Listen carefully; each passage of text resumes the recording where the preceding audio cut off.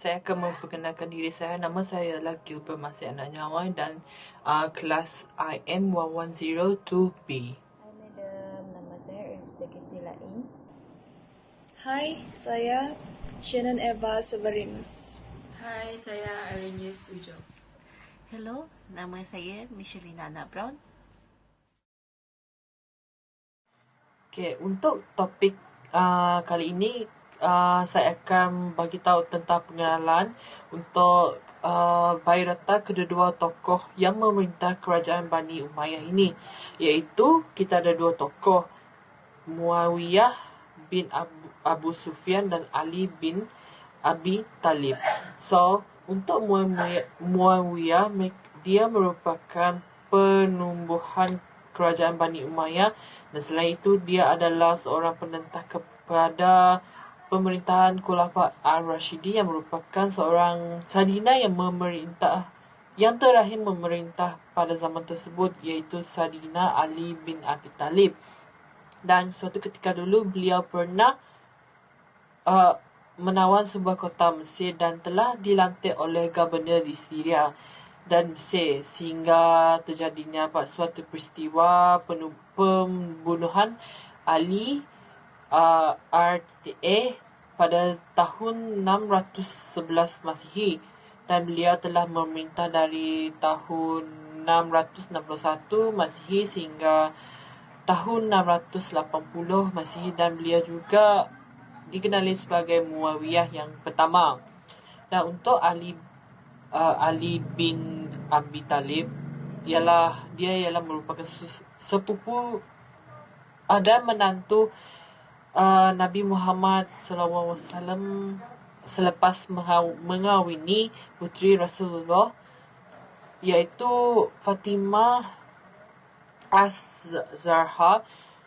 Dan di samping itu beliau seorang khulafa yang keempat dan telah memerintah pada tahun 656 hingga 661 Masihi, dan beliau merupakan Bani Hisham. Selain itu beliau lahir pada tahun 15 September 601 di kota Mekah, dan diberi nama Ali bin Abi Talib, dan setelah meninggal dunia beliau dikebumikan di Masjid Imam Ali, dan kerana dibunuh oleh seorang Kashwaraj, iaitu Abdul Rahman bin Muljad, dengan menggunakan pedang yang dilapisi racun. Dan sekarang ni saya akan bagi tahu apa itu Perang Siffin, dan saya akan definisikan sebagai Perang Siffin iaitu sebagai perang saudara yang merupakan telah tercetus pada zaman fitnah yang besar yang pertama yang untuk orang Islam bertempur, iaitu berlaku pada Julai 657 Masihi. Dan perang ini telah melibatkan antara dua pihak, iaitu Muawiyah dan Sadina Ali di tebing Sungai Frat yang terletak kini pada Syria. Dan selain itu lokasi perang ini berlaku di tempat mereka bertemu, iaitu Bandar Siffin. Oleh itu peperangan ini diberikan nama Perang Siffin. Dan kita akan mengupas secara mendalam lagi tentang faktor-faktor yang berlaku pada tercetusnya Perang Siffin ini. Dan Perang Siffin ini berlaku disebabkan kes pembunuhan iaitu seorang Sadina, iaitu Sadina Uthman bin Affan, yang merupakan saudara kepada Muawiyah. Dan kes pembunuhan ini tersebut ingin diadili oleh Muawiyah kerana dia mahu pembunuh itu dihukum secara setimpanya dengan apa yang dibuat. Tapi dia merasakan bahawa Sadina Ali ini tidak bersungguh-sungguh untuk menjalankan tugasnya dengan memberikan hukuman kepada pesalah tersebut, hingga menyebabkan Muawiyah merasa geram dan berasa marah terhadap Sadina Ali. Selain itu, Muawiyah lalu memberontak terhadap pemerintahan Sadina Ali. Lalu tercetusnya sebuah peperangan ini, tetapi pertempuran ini dia tiada pemenang kerana kedua-dua mahu berunding secara aman tanpa pertumpahan darah. Dan selain itu, pertempuran tersebut berlaku di Syria dan diketuai oleh dua orang komander daripada kedua-dua pihak, iaitu al-As merupakan komander kepada Muawiyah I dan Malik al-Astar komander kepada Ali bin Abi Talib. Dan di samping itu, Ali telah mengirimkan sebuah utusan kepada Muawiyah untuk berbahai. Maksud berbahai ni ialah perbincangan kepada dirinya supaya kes tersebut tidak ditolak oleh Muawiyah kerana ingin mengambil semula tuntutan terhadap kes agar boleh diadili oleh Ali sendiri. Jika tidak, Muawiyah sendiri akan mengambil tindakan tersebut. Setelah mendengar pendapat daripada Muawiyah ini, Ali memang tiada pilihan selain memerintah tenteranya untuk pergi ke Syria. Beliau bercadang untuk menyerang Syria dari arah utara, tetapi telah mengubah strategi untuk marah terus ke padang pasir Mesopotamia. Ketika itu mereka dah sampai di Rika. Mereka bertemu dari barisan hadapan tentera, namun tiada peperangan berlaku kerana mereka berunduk kerana penduduk Rika di situ tiada merasa dengan pasukan Ali, dan mereka juga menghadapi kesukaran untuk menyeberangi sungai, tetapi mereka boleh bekerjasama dan akhirnya mereka berjaya menyeberangi sungai tersebut. Setelah itu mereka telah marah sehinggalah bertempung sebuah kubu kecil tentera Syria di Shur al-Rum dan mereka menyerang kubu tersebut, namun Ali berasa tidak kental dan tidak merasakan pertempuran itu hanyalah melengahkan masa dan pergerakan tentera, dan akhirnya mereka berdua bertemu juga untuk berperang. Sebelum pertempuran, kes pembunuhan telah dimanipulasi oleh Abdullah bin Sabah serta pengikutnya iaitu Sabaya disebabkan mereka fitnah itu tersebar secara meluas sehingga menyebabkan penduduk di Sam dengan mengatakan bahawa Saidina Ali Talib telah menjadi subahat dalam membunuh Uthman. Disebabkan peristiwa itu, terpaksalah melengahkan masa mencari bukti untuk membuktikannya tidak bersalah. Di Madinah pula, mereka menimbulkan satu cerita yang mengatakan bahawa Muayyah dan penduduk Sam tidak mengaku akan Saidina Ali sebagai seorang khalifah sehingga menyebabkan pertelingkahan antara dua sahabat iaitu Rasulullah, Abu Umamah al-Bahili dan Abu Darbi. Namun begitu, situasi ini menjadi tidak terkawal kerana Muayyah telah dipecat dan Gubernur Sam kerana menuduh Ali membunuh Uthman. Dengan tindakan Muayyah, Ali mengarahkan pasukan tenteranya seramai 1,500,000 orang disertai oleh penduduk Kufah dan Basrah. Muayyah tahu tindakan Ali lalu dia pun mengarahkan tenteranya bersiap berperang seramai 1,300,000 orang yang mengikutinya. Ali amat risau akan keselamatan rakyat, jadi dia menyuruh rakyat menetap di Kufah dan selebihnya di Sam kerana ingin menyerang Muayyah untuk pasukannya. Akhirnya orang-orang Sam serta Ali menuju ke sungai Furat dengan melalui Siffin. Semasa peperangan berlaku, Khalifah memberikan arahan untuk membuat serangan pada 8 Safar 36 dan telah tercetusnya perang Siffin tersebut iaitu hari Rabu dan berakhir pada malam Sabtu. Peperangan ini telah mengorbankan seramai 70,000 tentera dari kedua belah pihak dan mengorbankan dua sahabat baik dari dua pihak iaitu Ammar bin Yasir dan Hashim ibnu Utbah. Setelah itu, tentera dari pasukan unit Basrah yang telah diketuai oleh Al-Hashtar telah berjaya mengundurkan langkah peperangan dari pasukan Muayyah. Akhirnya Amru al-As terpaksa menggunakan cara untuk menghentikan peperangan tersebut dengan meletakkan 500 Al-Quran sebagai tembok, lalu menyuruh Muayyah mengikut peraturan dan perintah mengikut tata tertib Islam dalam peperangan tersebut. Atas tindakan yang dilakukan oleh Muayyah menyebabkan Ali berasa bersalah dan ingin menghentikan pertumpahan darah darah ini daripada berlaku dengan lebih banyak lagi. Ali tidak termakan dengan hela tersebut lalu mengarahkan tenteranya untuk menyerah kerana ia menganggap ini hela Muayyah saat dia hampir kalah. Walaupun begitu, tenteranya ragu-ragu dengan tindakan mereka dan rasa bersalah jika menyerah begitu sahaja tanpa mengikut undang-undang Al-Quran.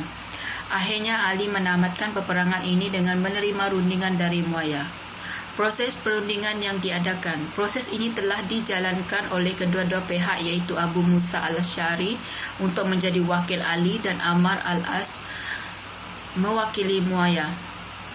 Perundingan ini dijalankan pada bulan Ramadan 37 iaitu pada Februari 658 Masihi. Semua pengadil telah pun tiba di Dumat Al-Jondel. Terdapat juga ramai pengadil dari ketua kaum daripada Mekah, Madinah, Iraq dan Syria datang memutuskan nasib Islam.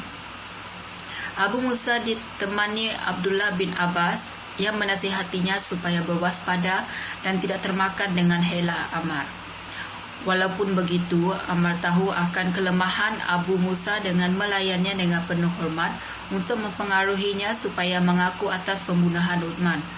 Ammar mula menanyakan Abu Musa mengapa Muayyah terdesak ingin membela kematian saudaranya dengan kebolehan memerintah dan tidak dilantik sebagai seorang pengganti.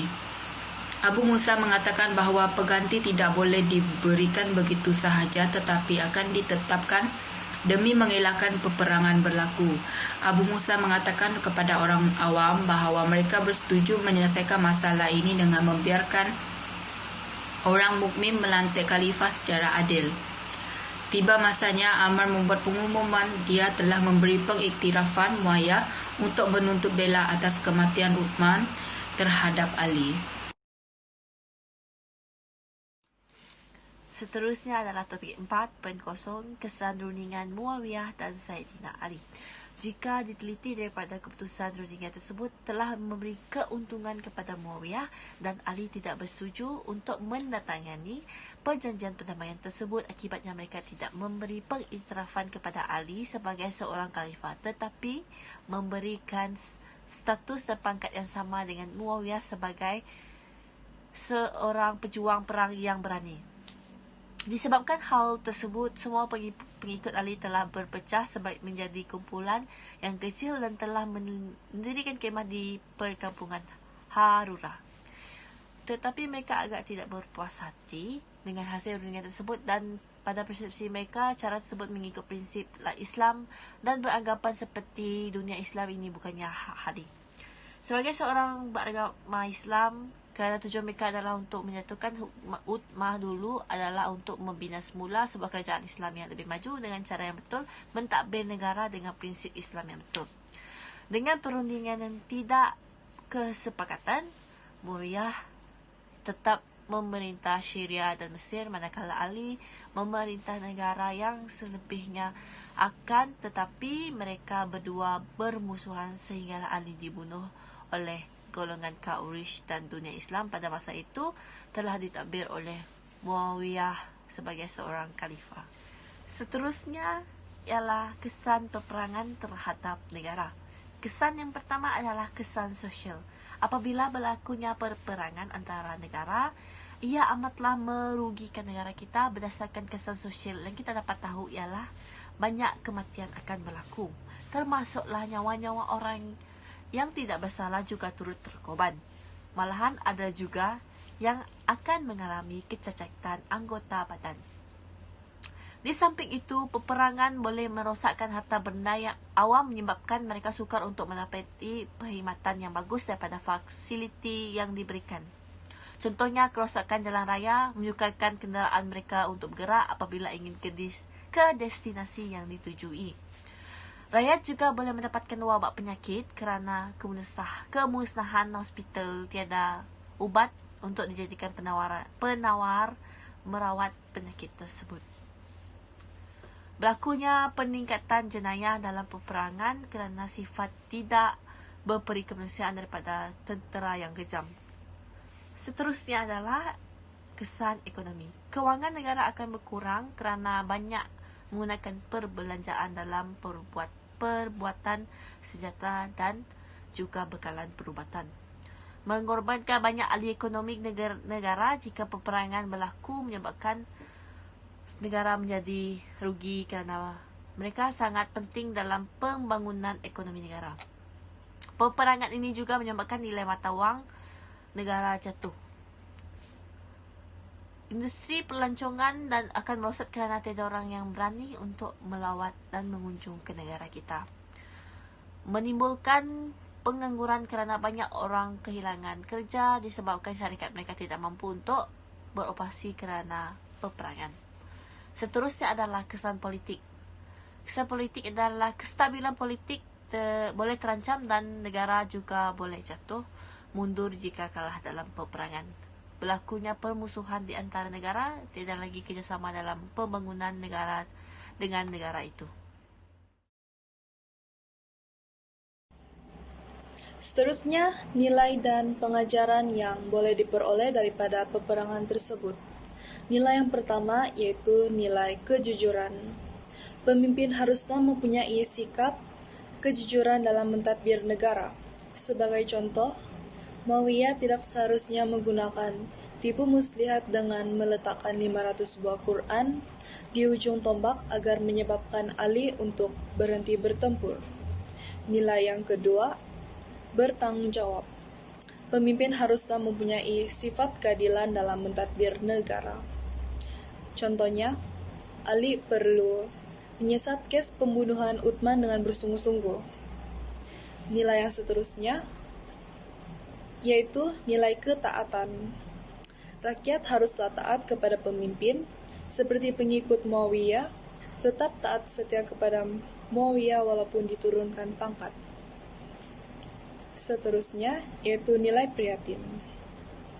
Pemimpin haruslah prihatin dalam mempertahankan kerajaan, supaya tidak senang dijajah oleh orang asing. Contohnya, Ali dan Muawiyah melakukan serangan antara satu sama lain kerana ingin mempertahankan hak mereka. Nilai yang terakhir yaitu nilai toleransi. Kita haruslah bertoleransi antara satu sama lain dengan melakukan rundingan secara aman. Contohnya, Ali menerima perundingan yang dilakukan oleh Muawiyah. Seterusnya, tentang harapan kepada negara, bangsa, dan agama. Pertama sekali, untuk negara, saya sendiri juga berharap bahwa negara kita kekal aman dan damai tanpa berlakunya peperangan dalam negara yang dapat merugikan kita sendiri. Seterusnya, bangsa. Rakyat haruslah hidup dengan harmoni supaya tidak berlakunya rusuhan dalam kalangan rakyat yang dapat menjatuhkan perpaduan negara. Selain itu, rakyat perlu bekerja sama dalam menjaga negara dengan mempertahankan negara daripada dijajah oleh pendatang asing. Di samping itu, rakyat boleh mengeratkan perpaduan kaum dengan pelbagai aktiviti yang boleh dilakukan bersama, supaya dapat mengenal arti tolong-menolong sesama manusia adalah amat penting dalam kehidupan kita. Yang terakhir sekali yaitu agama. Agama memainkan peranan yang penting untuk mengajar kita tentang keamanan yang kita perlukan dan kita perlu aplikasikan dalam kehidupan seharian supaya kita hidup dalam keadaan yang harmoni. Iktibar yang diperolehi. Kami juga bincang bersama dengan membuat rujukan tentang iktibar yang diperolehi daripada perang tersebut dan banyak yang kami pelajari tentang perang tersebut dan kami ulaskannya bersama. Keamanan negara dapat meningkatkan perpaduan negara dan harus dihayati oleh semua masyarakat supaya tidak berselisihan faham antara satu sama lain kerana keadaan tersebut akan membuat suasana di negara kita menjadi porak-poranda dan boleh menyebabkan rusuhan kaum berlaku. Dengan adanya rusuhan kaum di negara kita, kita akan mudah ditakluki oleh kuasa asing disebabkan tiada kerjasama antara kaum yang menentang kuasa asing yang menguasai negara kita. Oleh itu, kami berharap rakyat Malaysia mampu membuat nilai murni yang baik dalam diri mereka supaya menunjukkan rasa tanggungjawab dalam diri masing-masing. Penutup.